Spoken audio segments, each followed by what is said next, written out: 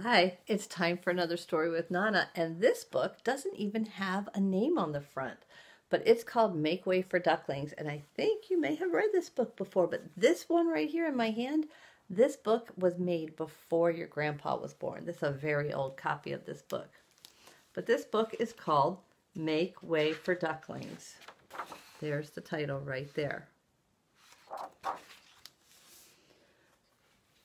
Mr. and Mrs. Mallard, the ducks, were looking for a place to live. But every time Mr. Mallard saw what looked like a fine place, Mrs. Mallard said it was no good.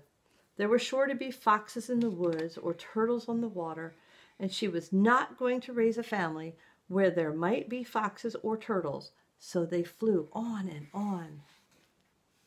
When they got to Boston, they felt too tired to fly any further. There was a nice pond in the public garden with a little island on it. The very place to spend the night, said Mr. Mallard, so down they flapped.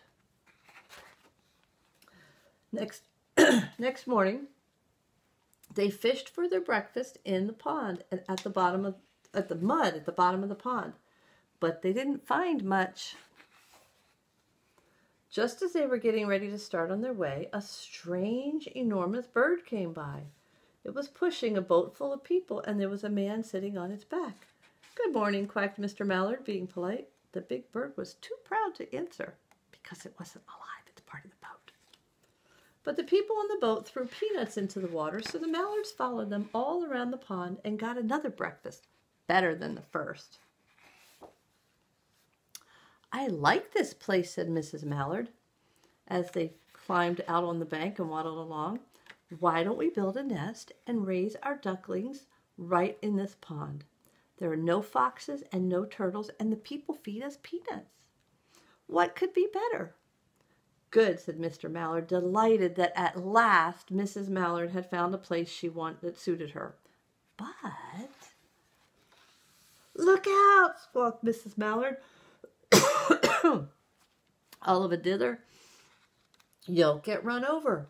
And when she got her breath, she added, "This is no place for babies with all those horrid things rushing about. We'll have to look somewhere else."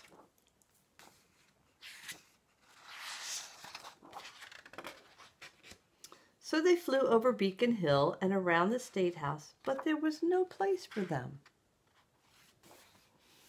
They looked in Louisburg Square, but there was no water to swim in.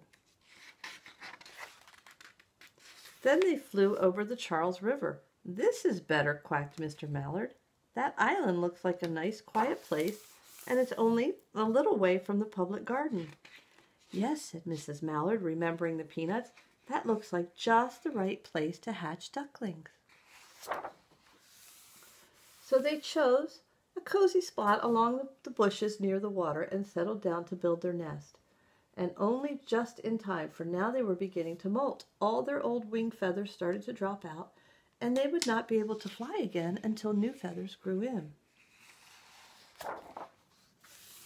But of course they could swim, and one day they swam over to the park on the riverbank. And there they met a policeman named Michael. Michael fed them peanuts, and after that, the Mallards called on Michael every day. After Mrs. Mallard had laid 8 eggs in the nest, she couldn't go to visit Michael anymore because she had to sit on the eggs and keep them warm. She moved off the nest only to get a drink of water or to have her lunch or to count the eggs and make sure they were all there. One day the ducklings hatched out. First came Jack, then Cack, then Lack, then Mack and Knack and Owack and Pack and Quack. Mr. and Mrs. Mallard were bursting with pride. It was a great responsibility taking care of so many ducklings, and it kept them very busy. One day, Mr. Mallard decided he'd like to take a trip to see what the rest of the river was like further on. So off he set. "I'll meet you in a week in the public garden," he quacked over his shoulder. "Take good care of the ducklings." "Don't worry," said Mrs. Mallard. "I know all about bringing up children." And she did. She taught them how to swim and dive. She taught them to walk in a line, to come when they were called, and to keep a safe distance from bikes and scooters and other things with wheels. When at last she felt perfectly satisfied with them, she said one morning, "Come along, little children, follow me." Before you could wink an eyelash, Jack, Cack, Lack, Mack, Knack, Oack, Pack, and Quack fell into line just as they had been taught. Mrs. Mallard led the way into the water, and they swam behind her to the opposite bank.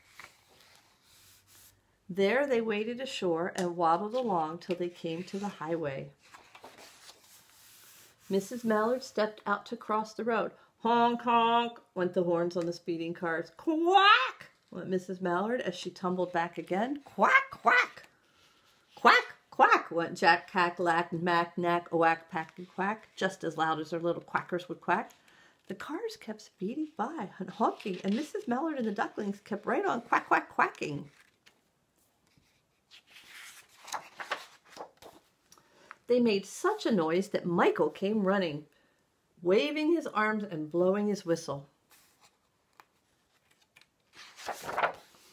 He planted himself in the center of the road, raised one hand to stop the traffic, and then beckoned with the other, the way policemen do, for Mrs. Mallard to cross over. As soon as Mrs. Mallard and the ducklings were safe on the other side and on their way down Mount Vernon Street, Michael rushed back to his phone booth. He called Clancy at headquarters and said, "There's a family of ducks walking down the street." Clancy said, "A family of what?" "Duck," yelled Michael. "Send a police car, quick." Meanwhile, Mrs. Mallard had reached the corner bookshop and turned onto Charles Street with Jack, Cack, Lack, Mack, Knack, Oack, Pack, and Quack all marching in line behind her. Can you see the ducklings? There they are. Everyone stared. An old lady from Beacon Hill said, "Isn't it amazing?" And the man who swept the street said, "Well now, ain't that nice?" And when Mrs. Mallard heard them, she was so proud she tipped her nose in the air and walked along with an extra swing in her waddle.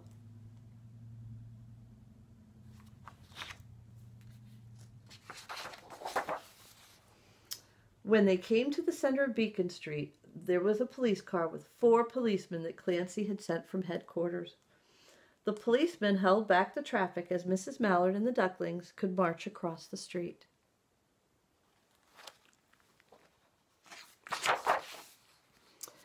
And right on into the public gardens.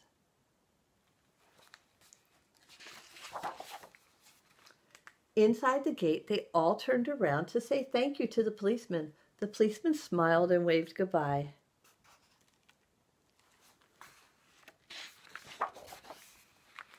When they reached the pond and swam across to the little island, there was Mr. Mallard waiting for them just as he had promised.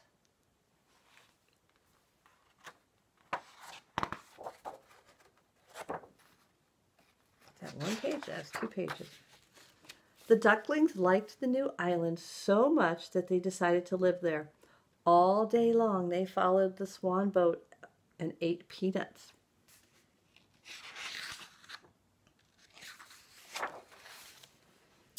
And when night falls, they swim to their little island and go to sleep. The end.